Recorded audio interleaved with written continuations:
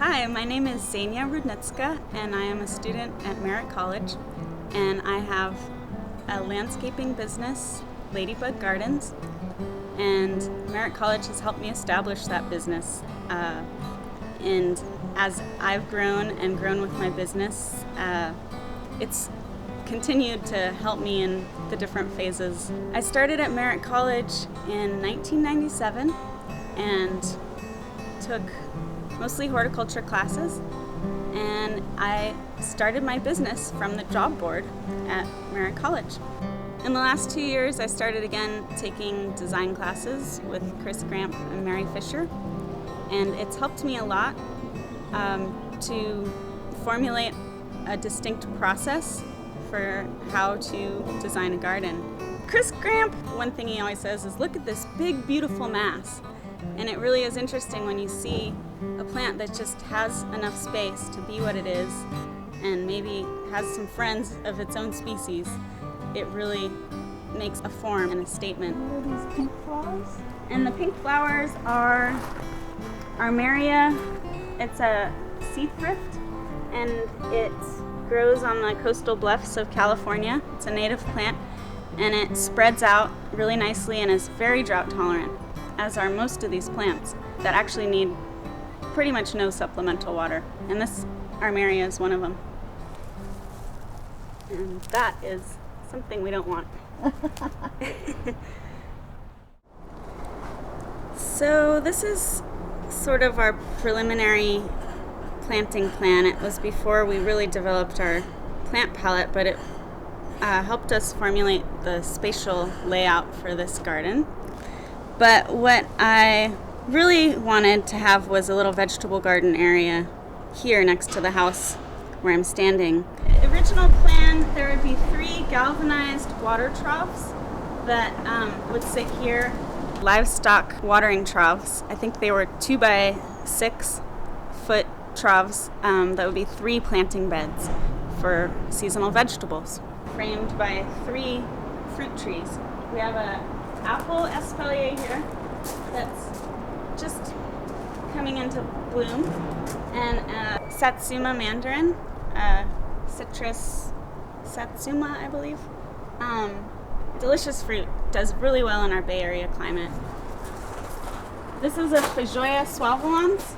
It has, it's a pineapple guava, delicious fruit in the fall and year-round evergreen foliage. And the idea of planting something here was to help cool the hot afternoon sun, because this is a western-facing wall.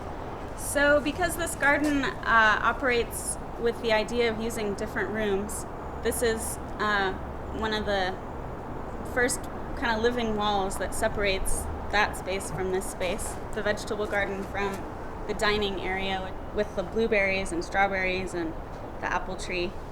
And this is the Echeveria subrigida. It doesn't steal much water from the blueberries or the apple tree or anything in here. So they're great companions in this small edible bed. And this is an important plant that helps divide the main area from the private sitting area. And this plant allows us to do that really nicely with its height. It also, from all vantage points, is really nice to look at in terms of its movement and these beautiful seed heads that are a great source of food for birds. And again, we have a little movement that it creates and just a relaxing kind of zen feel back here.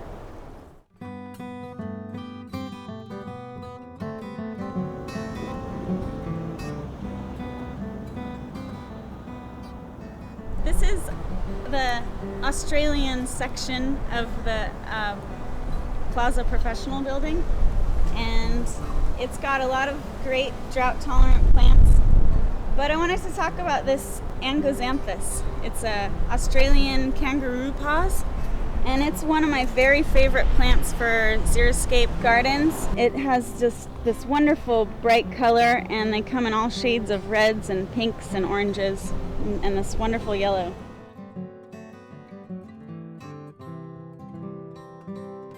The plants have just been planted very recently. We've got a lot of grasses, which are kind of the main theme. Sesleria caerulea.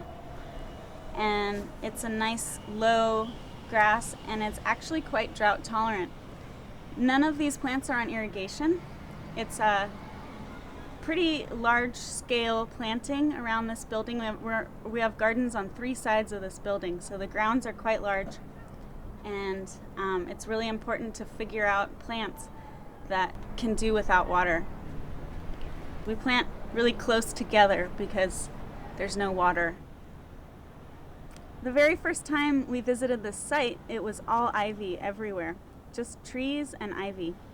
And the way we got rid of the ivy was cutting it down as low as we could go and covering it with about 8 to 12 inches of mulch. And that mulch is crucial now, as it helps keep weeds down, obviously, but really its most important role is retaining the moisture in this xeriscape garden.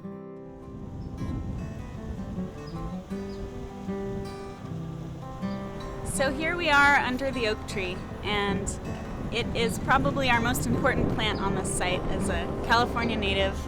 So it was very important for us to plant plants that would work in a xeriscape situation, and here we have dry shade. So it's been a bit of an experiment, but overall we're happy with how the manzanita are doing, and a lot of the Carex tumulicola, which looks like a California native but is not. It was when we planted it about 4 years ago on the native plant list, and things change. Genetic testing proves otherwise.